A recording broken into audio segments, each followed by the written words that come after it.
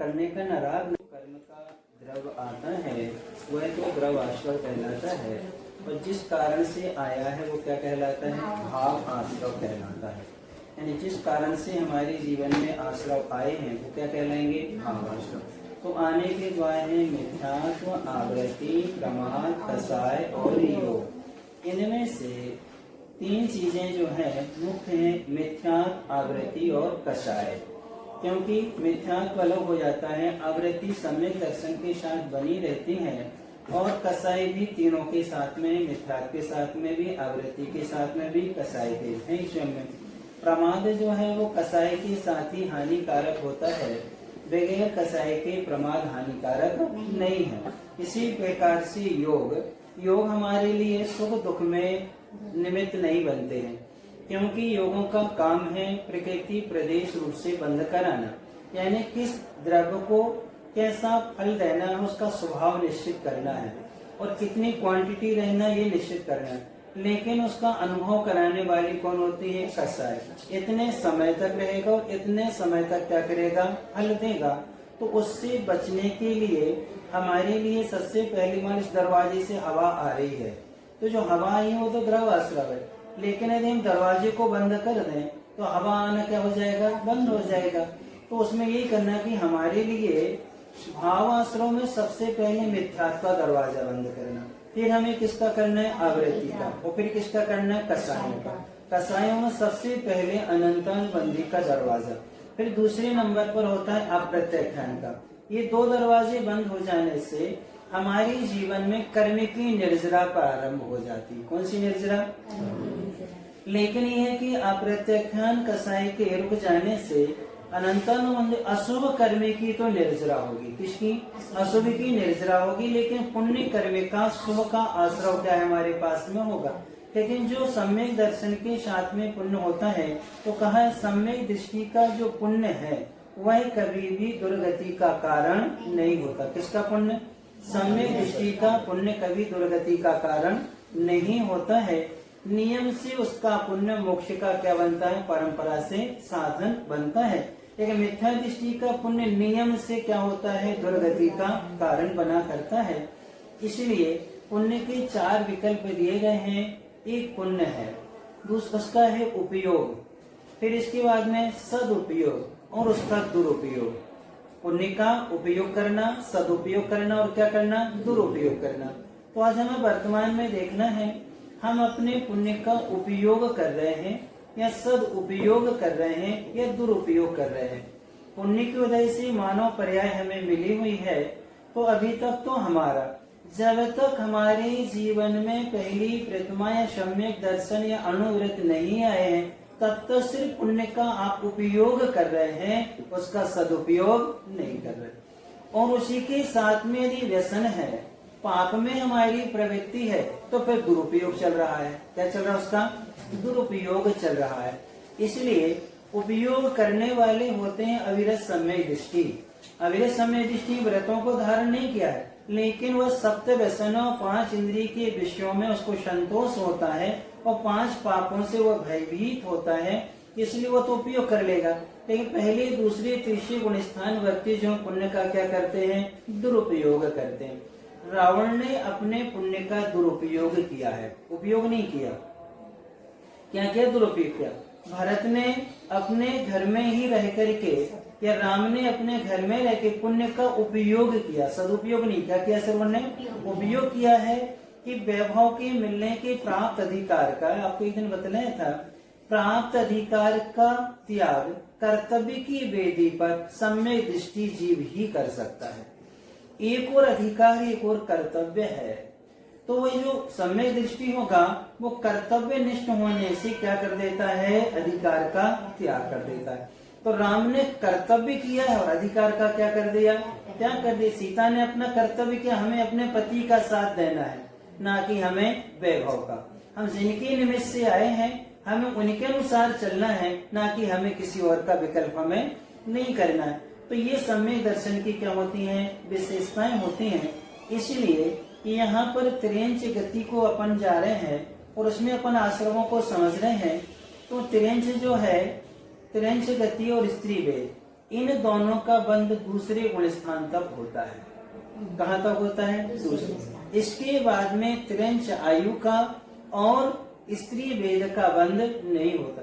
यानी मिथ्यात्व और अनंतानुबंधी कषाय से दो अवस्थाएं हमें मिलती हैं।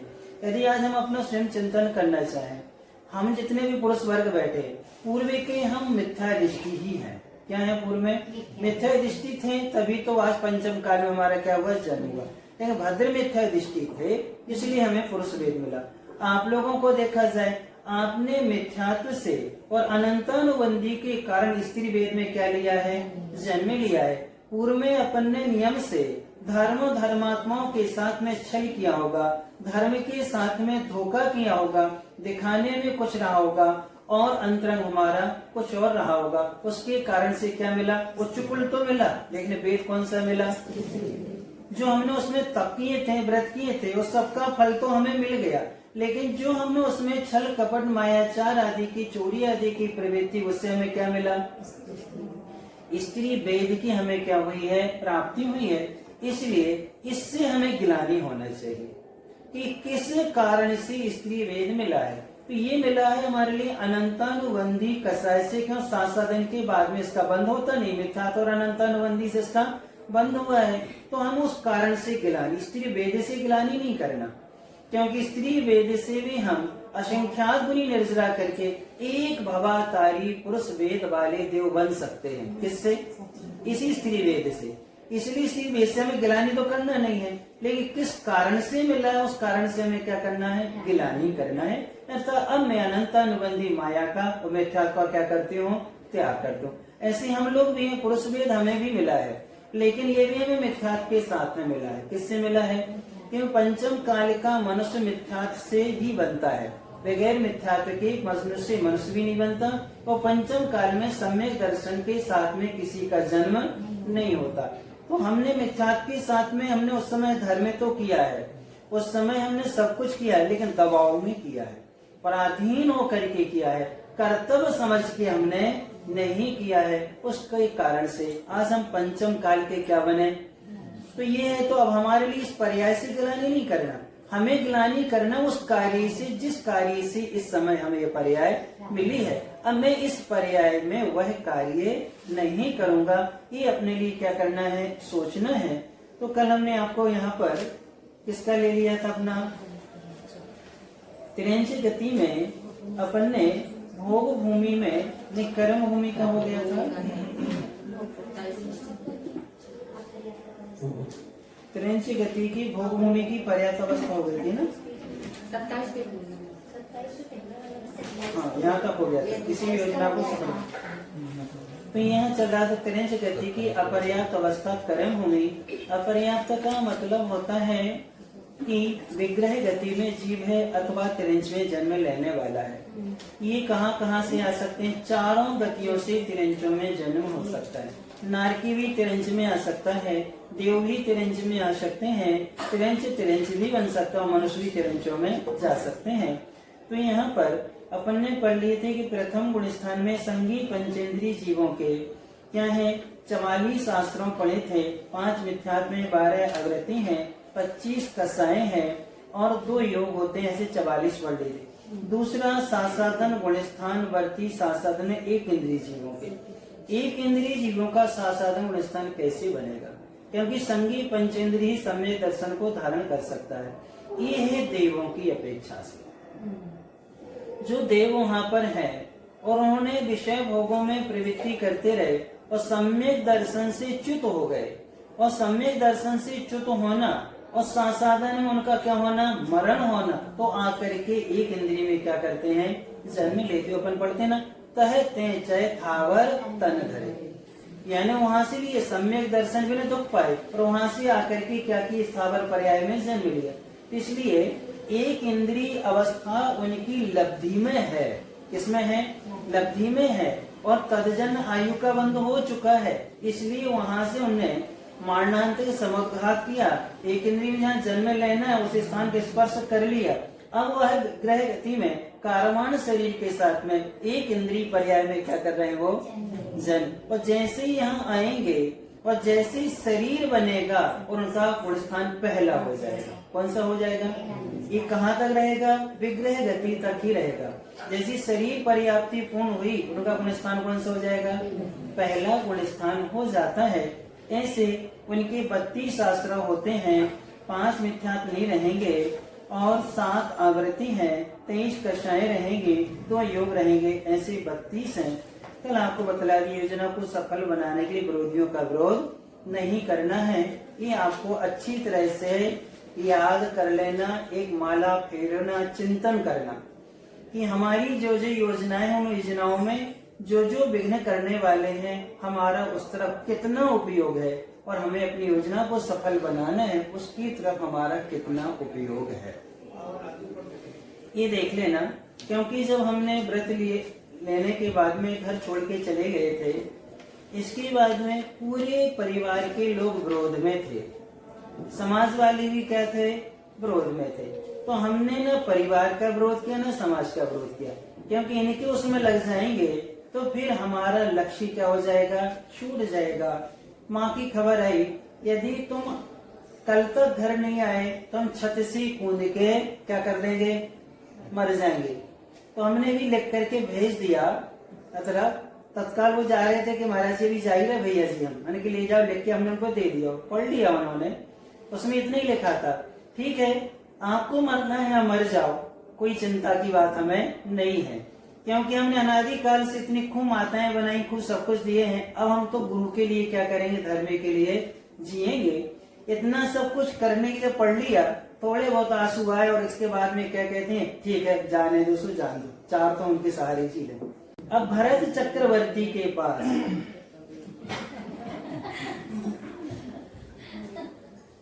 बहुत आराम और बहुत उससे प्रयोजन है संतोष गुण से। बहुत से मतलब नहीं है, कम से भी मतलब नहीं है, मतलब किससे है? अब क्यों नहीं कूद रहे? अब उसी समय उनकी धमकी में आ जाते तो आज इस मार्ग पर नहीं आ पाते, और जब भी आते तो हम कह देते हैं अब कैसा लग रहा? अब कुछ नहीं, अब स्वयं वृत्ति बन गए। स्वयं भी कहते बस महाराज जी एक ही भाव है कि संलेखना हो जाए और इन सबसे हमारा क्या हो जाए? मुक्ति मिल जाए। तो ये राग के परिणामों में दृढ़ता अपन को स्वयं को रखना होती है, क्योंकि व्रतों का पालन आत्म बल से होता है, शरीर बल से कभी होता नहीं। जितना आपका विल पावर, आत्मबल जितना अच्छा होगा, उतने अच्छे से आप व्रतों का पालन कर लेते हैं। इस योजना में अपन को ध्यान में रखना है। दूसरे गुण स्थान साधन में 2 इंद्रिय जीवों के, 3 इंद्रिय जीवों की, 4 इंद्रिय, 5 असंगी पंचेंद्रियों के। तो यहाँ ये देखना है कि यहाँ स्थावर से लेकर के विकलत त्रय में पंचेंद्रियों तक में जन्म होता है सम्यक दर्शन की आराधना करने से। किससे? सम्यक दर्शन की क्या करने से? आराधना करने से। एक ऐसा भी आता है कथन, किसी महिलाओं ने सम्यक दर्शन प्राप्त कर लिया है या किसी पुरुष ने भी सम्यक दर्शन प्राप्त कर लिया और सम्यक दर्शन की आराधना की और साधन में आया, तो हम स्त्री वेद में जन्म ले सकते हैं। कौन? पुरुष भी क्या बन सकता है? स्त्री बन सकता है। और स्त्री पुनः स्त्री में भी क्या कर सकती है? जन्म ले सकती है। तिरंचों में जन्म ले जरूरी नहीं है, वह मनुष्य पर्याय में भी क्या ले सकती है? जन्म ले सकती है। लेकिन साधन वाला जाएगा कहाँ? स्त्री वेद में ही जाएगा, अथवा तिरंच में जाएगा, अथवा कहाँ जाएगा? नरक आदि में जाएगा। ये यहाँ पर ध्यान में रखना अपर्याप्त अवस्था में। इस प्रकार से 2 इंद्रिय जीवों के 33 शास्त्र, क्योंकि आवृत्ति आप कसाएं 23 योग 2। फिर इसके बाद में 3 इंद्रिय जीवों की 34, क्योंकि एक आवृत्ति बढ़ जाएगी। 4 इंद्रिय के 35 एक आवृत्ति बढ़ेगी। असंगी पंचेंद्रियों के 38 हो जाएंगे, क्योंकि यहाँ 2 वेद और एक आवृत्ति बढ़ जाएगी। 11 आवृत्ति, 25 कसाय, 2 योग, ऐसे 38 क्या है? उसके आश्रव है। द्वितीय गुण स्थान में संगी पंचेंद्री के 39 शास्त्र हो जाएंगे। कितने हो जाएंगे? 12 आवृत्ति है, 25 कसाएं हैं और 2 क्या है? उसके योग हैं, ऐसे 39 हो जाएंगे। अपर्याप्त अवस्था में तीसरा चौथा गुण स्थान होता नहीं है, क्योंकि सम्यक दर्शन के साथ में कहाँ कहाँ जन्म नहीं होता? नरक में, एक ध्यान रखना, स्त्री वेद में, तिरंच गति में, दुष्कुल में, और अल्पायु में और कुभोग भूमियों में विकृत आदि शरीर हमें मिलते नहीं है। ये 6 स्थानों में हमारा जन्म नहीं होता। अब किसी ने पहले तिरंच आयु बांध ली है, बाद में सम्यक दर्शन प्राप्त किया है, तो भोग भूमि का तिरंच बनेगा, कर्म भूमि का उसको पुण्य बढ़ना है, पुण्य से उसको अच्छी आयु मिलेगी। और वहाँ का सम चतुर संस्थान होता है भोग भूमि वालों का। किन्हीं का? जो भोग भूमि वाले होते बहुत सुंदर होते हैं, वो सुंदर शरीरों का मिला करता है। तो इस प्रकार से वो दान आदि के प्रभाव से जाते हैं। तो अपने लिए ध्यान में रखना है कि सम्यक दर्शन के साथ में तिरंचों में तीसरा चौथा गुण स्थान नहीं होता, इसलिए 2 ही होते हैं। तिरंच गति भोग भूमि में अपर्याप्त अवस्था में। कौन सी अवस्था में? भोग भूमि में अपर्याप्त अवस्था में। अपर्याप्त में भोग भूमि जीवों के 43 शास्त्र होते हैं, 5 मिथ्यात्व में 12 अवृत्ति हैं। यहाँ कसाय 24 के। भोग भूमि में 2 ही वेद होती, स्त्री वेद और पुरुष। वहाँ नपुंसक वेद नहीं होता। कहाँ पर? भोग भूमि। सभी में, भोग भूमियों में भी नहीं होता है और भोग भूमियों में भी ना होता, मध्यम और जघन्य इनमें भी नहीं होता। 2 योग रहेंगे, औदार्य में सुख कारवान, ये 43 हो जाएंगे। भोग भूमि अपर्याप्त अवस्था में जीवों के कौन सा गुण स्थान होगा? पहला गुण स्थान है 43 शास्त्र।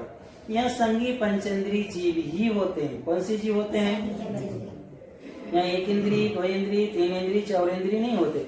वैसे 1 इंद्री जीव तो रहते हैं भोग भूमि में। वायु कायक, जल कायक, अग्नि कायक, वनस्पति कायक, ये 5 स्थावर तो हैं। वो तो तीनों लोकों में क्या है? ठसाठस भरे हुए हैं, उससे बाधा नहीं है। लेकिन उनका जो है भोग भूमि का उदय नहीं रहेगा। वो कहलाएंगे कौन से? स्थावर ही कहलाएंगे। वो संगी पंचेंद्री नहीं कहलाए। जैसे अपने शरीर में है बहुत सारे निगोदिया रहते हैं, जैसे 2 इंद्रिय जीव भी है, अपने पेट में जो कृमि आदि होती है। अब उनकी आत्मा ही अलग है, उनका कर्म का आश्रय अलग है, सब कुछ अलग है, लेकिन उत्पन्न कहाँ है वो? कौन सी गति कहलाएंगे? वो तिरंची गति की कहलाएंगे, तिरंची ही कहलाएंगे, मनुष्य नहीं कहलाएंगे। अब सब्जी आदि में है, कोई फल आदि उसमें इल्ली आदि निकल आई, या कोई 3 इंद्रिय जीव भी निकलते हैं, 4 इंद्रिय भी निकलते हैं। अब उनका क्या कहा जाएगा? उनका तिरंज गति का ही कहलाया जाएगा। वो स्थावर की कोटि में नहीं आएंगे और न वो तिरस की कोटि में आएंगे। कौन? अचार में जैसे निकली पंखी निकलती है, तो क्या अचार को तिरस कहेंगे क्या? वो तो अचेतन है, वो क्या हो गया? अचेतन। लेकिन उसमें जो चौरिंद्रीय जीवों का जन्म हुआ है, वो चौरिंद्रीय में तिरंच गति नाम कर्म का और तिरंच आयु का क्या उनका उदय है, तिरस नाम कर्म का उनका क्या है? उदय है। इस प्रकार से यहाँ पर भोग भूमि में संगी पंचेंद्रीय ही होते हैं। कौन होते हैं? उनके पहले गुण स्थान में 43 आश्रय होते हैं, 5 मिथ्यात्व में 12 आवृत्ति हैं, 24 कसाएं हैं, क्योंकि नपुंसक वेद नहीं है। 2 योग रहेंगे, औदार्य मिश्र कारमान। भोगभूमि के द्वितीय गुण स्थान वर्ती जीवों के 38 शास्त्र है, अर्थात 5 मिथ्यात्व नहीं रहेंगे, 12 आवृत्ति, 24 कसाय और 2 योग, ऐसे कितने हो जाएंगे? 38 हो जाएंगे। अब भोग भूमि के चौथा गुण स्थान, तीसरा वहाँ होता नहीं है अपर्याप्त अवस्था में। क्यों नहीं होता अपर्याप्त अवस्था में? क्योंकि मरण नहीं होता है। हाँ, कोई ने पहले तिरंच आयु का बंद किया है और सम्यक दर्शन प्राप्त कर लिया, और अब सम्यक दर्शन के साथ उसका मरण होना है, तो वो कहाँ जाएगा मरण करके? भोग भूमि में जन्म लेगा। कौन? यहाँ का मनुष्य अथवा यहाँ का तिरंच। मनुष्य तिरंच दोनों। उन्होंने जैसे कोई देव भी है, वो कोई देव ने सम्यक दर्शन पहले मिथ्यात्व के साथ में तिरंच आयु को बंद कर लिया और बाद में उसने जन्म के दर्शन, देवरीति दर्शन आदि देख करके समुद्र में जाकर के सम्यक दर्शन को प्राप्त कर लिया। अब वो तिरंच आयु तो बंदी है, तो वो देव आके कहाँ जन्म लेगा? भोग भूमि में जन्म लेगा। कहाँ लेगा वो? भोग भूमि में जन्म ले सकता। यहाँ का तिरंच और यहाँ का मनुष्य भी कहाँ ले सकता है?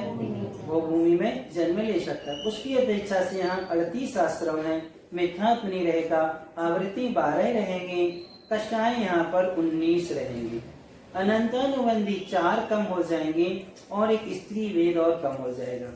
वहाँ पुरुष वेदी ही बनेगा। कौन सा बनेगा? पुरुष वेदी ही बनेगा। वहाँ पे स्त्री वेद में उसका सम्यक दर्शन के साथ में स्त्री वेद में जन्म नहीं होता है। औदार्य के मिश्र कारमान का योग, ये 2 हो गए। इस प्रकार से यहाँ 33 हैं। भोगभूमि अपर्याप्त अवस्था में तीसरा गुण स्थान नहीं होता, क्योंकि इस गुण स्थान में मरण नहीं होता। अब यहाँ पर नरक आयु के क्या दिए हुए हैं, आश्रव दिए हुए हैं। सबसे पहला है कठोर पत्थर के समान तीव्र मान, मर जाएंगे लेकिन झुकेंगे नहीं। ये जो आपका रहता है ये क्या है, तीव्र मान है। पर्वत मालाओं के समान अभेद क्रोध, यानी जैसे पर्वत को तोड़ना बहुत कठिन है, ऐसे उसका इतना तीव्र क्रोध ही हुआ करता है। मिथ्यात्व का होना, किसका होना, तीव्र लोभ का होना, लोभ भी क्या होना, बहुत तीव्र होना। सदा निर्दयी रहना, यानी दया के परिणाम में होना। सदा जीव घात करना, निरंतर जीव घात में क्या करना, प्रवृत्ति बनाए रखना। हमेशा झूठ बोलने में प्रेम मानना, हमेशा क्या करना, बात बात में क्या करना, झूठ बोलना।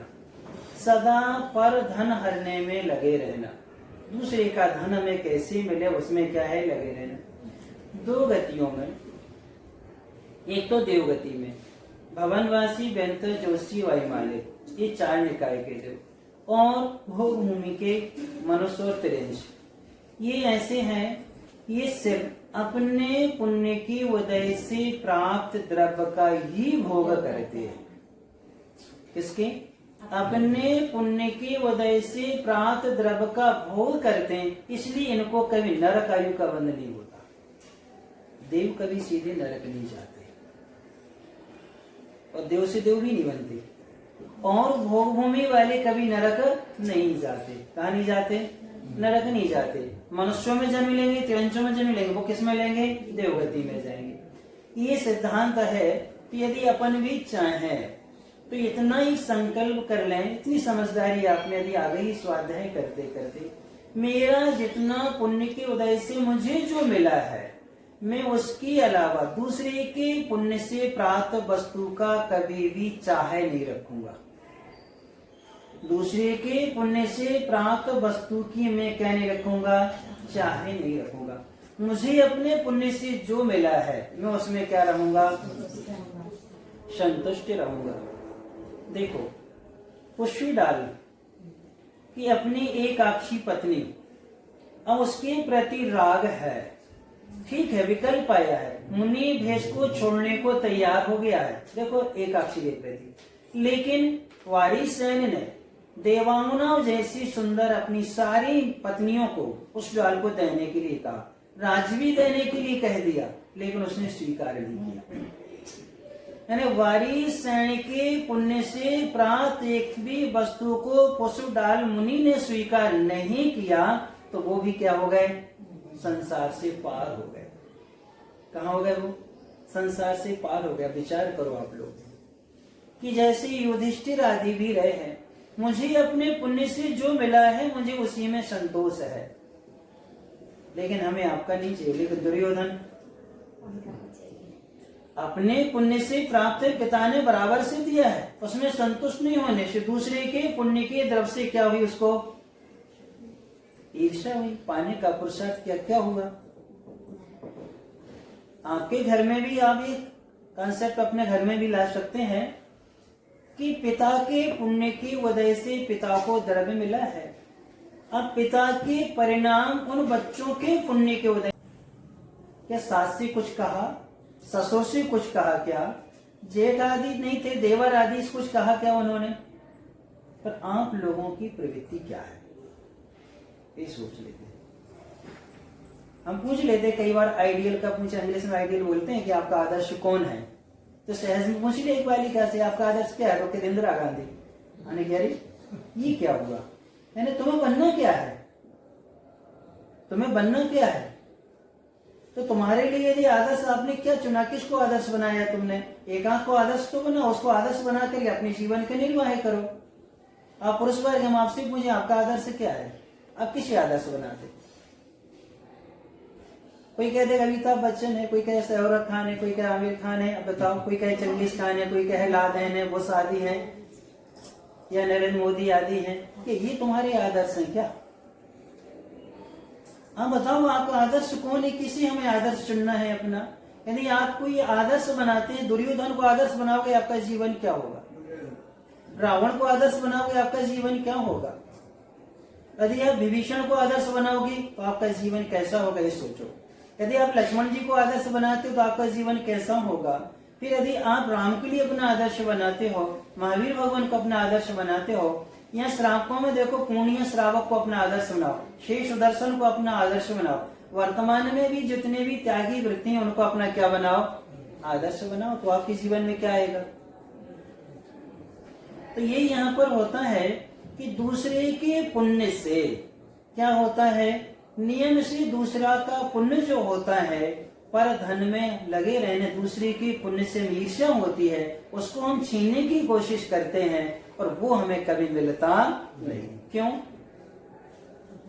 अपने उपादान भी तो हो। जब तक तुम्हारी सत्ता में स्वयं का पुण्य नहीं आएगा और पुण्य की वजह से लाभ मिल भी जाएगा, जब तक तुम्हारा भोगांतराय कर्म सम नहीं होगा तो वस्तु रखी रहेगी, तुम उसका भोग नहीं कर पाओगे। नरक आयु का निरंतर आश्रय हो रहा है। उससे क्या हो रहा है? नरक आयु का हमारा आश्रय हो रहा है। आज हमें ईर्ष्याएं होती हैं। हम तो साधु वर्ग से भी जब कई प्रसंग आता है, कई महाराज, कई साधु एक संघ से दूसरे संघ से ईर्ष्या करते हैं। उन महाराज की उनकी ख्याति देखी नहीं जाती, जबकि वो ख्याति के लिए पुरुषार्थ नहीं करते।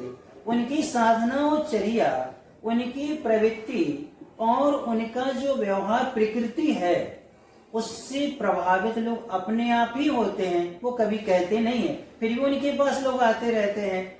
अब दूसरे संघ के साधु कहते मेरे पास क्यों नहीं आ रहे, और वो असत पुरुषार्थ भी कर लेते हैं। अरे देखो किस कारण से लोग आ रहे हैं। तो साधु के विषय में हमने एक आपको बतलाया था, किसी भी व्यक्ति से प्रभावित होना है, तीन चीजें होती हैं। एक होता है पुण्य, एक होता है प्रकृति, एक होती है प्रवृत्ति। इन तीन में से हमें किससे प्रभावित होना है? तो इनमें से सिर्फ हमें प्रकृति से प्रभावित होना है, पुण्य से प्रभावित नहीं होना और उसकी प्रवृत्ति से भी प्रभावित नहीं होना। किससे प्रभावित होना है? प्रकृति। प्रकृति है स्वभाव। हमें उस व्यक्ति के स्वभाव से प्रभावित होना है, उसके आचरण से भी प्रभावित नहीं होना, ना हम उसके पुण्य से हमें क्या होना? प्रभाव। उनका स्वभाव क्या है? यदि आप पुण्य से देखें तो राजा वसु चारों प्रकार के आहार जल का त्यागी है। रात्रि में एक बूंद पानी भी नहीं पिया जिसने, कभी अवक्ष का सेवन भी नहीं किया जिसने। किसने? राजा वसु ने। अब विचार, इतना सब कुछ होने के बाद कितना पुण्य है उसका। पूरे में नाम है, देव जिसको सिंहासन दिया है उस सिंहासन पर आधार में जो बैठ करके क्या कर रहा है, परंतु उसका स्वभाव क्या था? एक झूठ बोल दिया। एक झूठ बोलने से कहां गया वो? तो ये क्या स्वभाव से हम प्रभावित होते हैं? हम बहुत जल्दी दो चीजों से प्रभावित होते हैं, पुण्य से प्रभावित हो जाते हैं और एक प्रवृत्ति से प्रभावित हो जाते हैं, लेकिन हम उनका स्वभाव नहीं देखते। मिथ्या दृष्टि भी साधु होते, 9 में गिरवेखते चले जाते हैं, लेकिन हमारा उनका आचरण तो दिख रहा है, लेकिन हम उसका स्वभाव में क्या सम्यक दर्शन आदि है क्या? अब विचार करो। तो हमें स्वभाव देखना चाहिए। कोई भी व्यक्ति से आप प्रभावित हो, जब भी हो, उनके स्वभाव से प्रभावित हो। यदि आप स्वभाव से प्रभावित हैं तो कभी भी दूसरे का धन हरण करने का भाव ही नहीं आएगा। दो प्रकार के धन है, चेतन धन और अचेतन धन। अचेतन धन में रुपए, पैसे, मकान है, जमीन है, जायदाद आदि आ जाते हैं।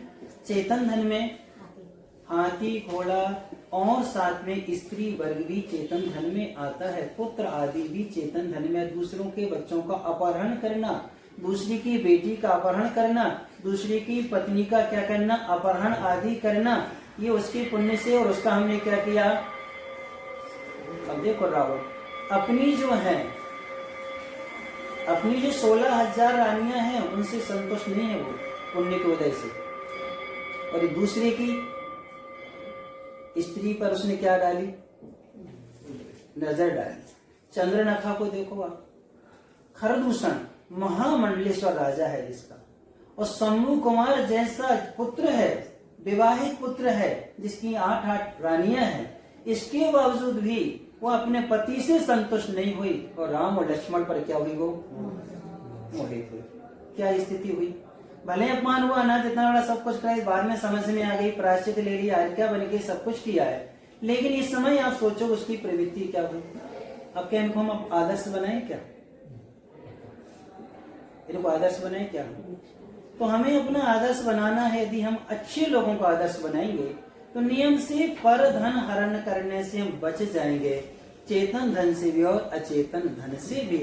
कि लोगों ने जंगल में रह करके रूखा सूखा खा लिया, भूखे रह लिए, लेकिन दूसरे का धन हरण नहीं किया। बनाओ मनोरमा को आदर्श तुम।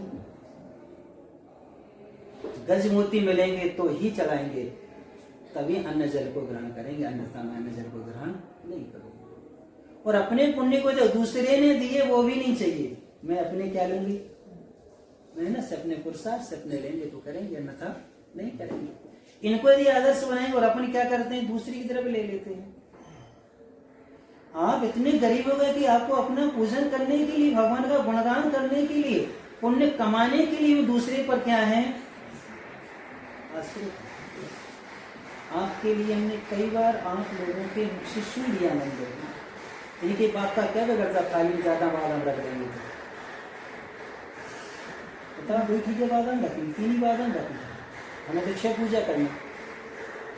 अब हम यदि उसी समय आपको ये जवाब दे दें, तुमने दिए कितने पैसे हैं, हम आपसे पूछे 1000 रुपए तुमने मालूम वर्कासन में दिया, उदाहरण के लिए 1000 रुपए तुमने वर्कासन में दिए, 1000 रुपए का द्रव्य खरीद के लाई हो अपने घर में, कितने दिन पूजा कर सकती हैं? यदि आप 8-10 बादाम डेली चला रही हैं, आधा किलो चावल डेली चला रही हैं, चिटके लवंग आदि सब आप चला रही हैं, तो मुश्किल से वो द्रव आपकी 1 माह चलेगी। और अपन अधिकार कहां जमा रहे?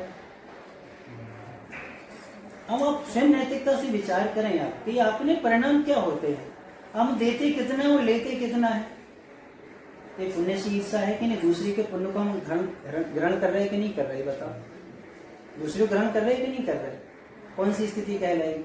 उन देवों को देखो, भले व्यंतर है वो, लेकिन दूसरे के पुण्य पर दृष्टि नहीं डालता। एक व्यंतर जो है, अपनी 32 जो देवियां हैं, अन्य देवों की देवियों को देख करके कभी मन में विकार नहीं आता। देखो, व्यंतर को सबसे निकृष्ट माने जाते हैं, यानी वो व्यंतर भी दूसरी देवी को देख करके अपने मन में विकार नहीं लाता है, और इंद्रों के वैभव को देख करके विकार नहीं लाता है। वो अनेक जाति के, सामान्य जाति के, वाहन जाति, आभिव जाति के जो देव हैं, सौधर्म इंद्र कहता है कि नहीं तुम देव हो, फिर भी कहता चलो हाथी बनो, बड़ी खुशी से हाथी बन जाता है, लेकिन उससे क्या नहीं करता, वो चाहता नहीं कि इंद्र का वैभव मुझे क्या है मिले, और सोचता है मैंने पूर्व में तप में गलती की है, इन्होंने अच्छा तप किया तो आज इतने अच्छे बने, मेरी ही गलती थी कि मैं देवगति में तो आया, लेकिन मेरी तप में क्या थी, कमी थी। तो ऐसी आलोचना करके सम्यक दर्शन प्राप्त कर लेता कौन?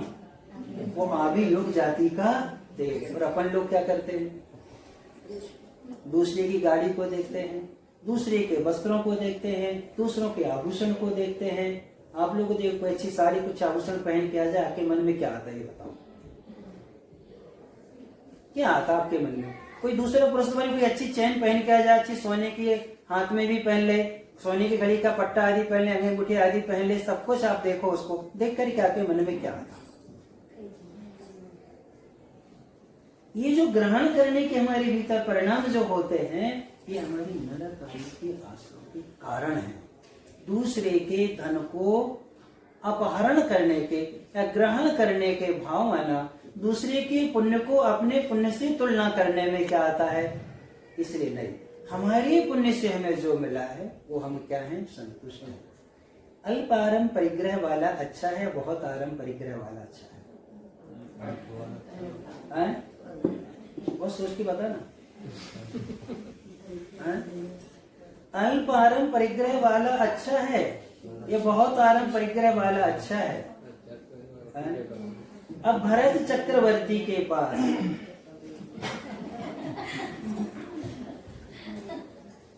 बहुत आराम और बहुत उससे प्रयोजन है संतोष गुण से। बहुत से मतलब नहीं है, कम से भी मतलब नहीं है, मतलब किससे है? अब क्यों नहीं कूद रहे? अब उसी से हम उनकी धमकी में आ जाते तो आज इस मार्ग पर नहीं आ पाते, और जब भी आते तो हम कह देते हैं अब कैसा लग रहा? अब कुछ नहीं, अब स्वयं वृत्ति बन गए। स्वयं भी कहते बस महाराज जी एक ही भाव है कि संलेखना हो जाए और इन सबसे हमारा क्या हो जाए? मुक्ति मिल जाए। तो ये राग के परिणामों में दृढ़ता अपन को स्वयं को रखना होती है, क्योंकि व्रतों का पालन आत्म बल से होता है, शरीर बल से कभी होता नहीं। जितना आपका विल पावर, आत्मबल जितना अच्छा होगा उतने अच्छे से आप व्रतों का पालन कर लेते हैं। इस योजना में अपन को ध्यान में रखना है। दूसरे गुण स्थान साधन में द्वि इंद्रिय जीवों के, 3 इंद्रिय जीव संतोष। जितना रावण के पास था क्या उतना राम के पास था क्या? देखो रावण 3 खंड का अधिपति है, उसके अधीन राम भी है, क्योंकि वहां समय का प्रतिनारायण कौन है? वही है। तो बलभद्र नारायण जब तक बनते नहीं है तब तक किसके अधीन है? उसी के। उसका इतना पुण्य है। और राम के पास हाथ का आया वो राज्य भी छोड़ दिया, फिर भी संकलिष्ठता नहीं आई। फिर भी क्या नहीं आई? संकलिष्ठता नहीं आई है। तो ये अपने लिए पर धन को हरण करने में अपना चिंतन करो। मैं अपने पुण्य से संतुष्ट रहूंगा, अर्थात मुझे अपने पुरुषार्थ अपने पुण्य से जो मिलेगा हम उसमें क्या रहेंगे? संतुष्ट रहेंगे। दूसरों के पुण्य से और दूसरों के पदार्थ से हम प्रभावित नहीं होंगे। हमें प्रभावित होना है उनके स्वभाव से। उनकी प्रकृति क्या है, उनका स्वभाव क्या है, उस स्वभाव से हम क्या हों? प्रभावित हों। तो आप अपने जीवन में आइडियल बनाओ, मतलब अपने एक आदर्श चुनो। पारिवारिक क्षेत्र में आदर्श किसे बनाना? समाज में रहना तो आदर्श हम किसको बनाए? देश में रहना है तो हम आदर्श किसको बनाए? और धर्म की आगे मार्ग में बढ़ना है तो उसे हम आदर्श हम किसे बनाए? ये आपको स्वयं सोचना है। ये बना लोगे तो आप इससे क्या हो जाएगा? नरकारी के आश्रम से बचेंगे। फिर आता है नित्य मैथुन सेवन करना, यानी कि नित्य मैथुन सेवन का मतलब हुआ करता है 5 इंद्रियों के विषयों में आसक्ति का क्या है? बना रहना, निरंतर विचार करना। कभी स्पर्श से भी होता है, यार चलो कुछ नहीं, हाथ तो मिला ही ले। एक फिल्म का गीत चलता है, वो भजनों में ढल झलक दिखला जा। ये क्या है आप बताइए? खिड़की खोलूं तेरे दर्शन हो जाए, मेरे घर के आगे। अब ये ठीक है, मंदिर तुमने कह दिया, लेकिन जिस समय ये धुन चलेगी, जब ये बोल बोले जाएंगे, आपकी स्मृति किसकी आएगी? आपकी स्मृति किसकी आएगी बताओ? आपसे पूछ रहे हैं। फिल्म देखेगी कि नहीं देखेगी? वही फिल्म की स्मृति आएगी, वही लड़की देखेगी, वही हीरो देखेगा। यानी ये राग के कारण कितनी गंदी प्रवृत्ति के लिए ये बनाया गया है। बोल बात बदले ही आपने, ना तो उसका भाव बदला है और ना ही आपने उसका संगीत बदला है। उपयोग कहाँ जाएगा? कहाँ उपयोग जाएगा? विचार करो आप लोग। देशभूषण कुलभूषण जैसे भी धोखा खा गए। कौन? वो लोग धोखा खा गए, पर अपनी क्या दशा होगी? इसलिए दूसरों के पुण्य से प्रभावित नहीं हो। प्रभावित हो तो उसके स्वभाव से प्रभावित हो, उसकी प्रवृत्ति से भी हमें प्रभावित नहीं होना है। हम अपनी प्रवृत्ति और अपने पुण्य को देखें और उसी में संतोष का क्या रखें? भाव रखें। तो आप स्पर्श से बचेंगे, देखने से बचाएंगे, चक्षु इंद्रिय के, कर्ण इंद्रिय आदि के संपूर्ण प्रकार से विषयों से बच जाते हैं। शरीर से मिथुन कम होता है, लेकिन मन से और कर्ण इंद्रिय से और चक्षु इंद्रिय से 24 घंटे हो सकता है। यानी आप उपवास करने वाला भी 10 उपवास कर सकता है, लेकिन एक दिन निर्विकार रह करके दिखाओ 5 इंद्रियों से। किससे? 5 इंद्रियों से निर्विकार होना सबसे बड़ी क्या है? साधना होती है। इसलिए नरक आयु का भी क्या है? ये आश्रय है। इससे हमें क्या करना है? बचने का पुरुषार्थ करना है। खूब बुद्धि समाधि परिणाम शुद्धि द्वेष करने का। और आप लोगों का भी कर्तव्य कि इस विषय में कभी हस्तक्षेप नहीं करना चाहिए।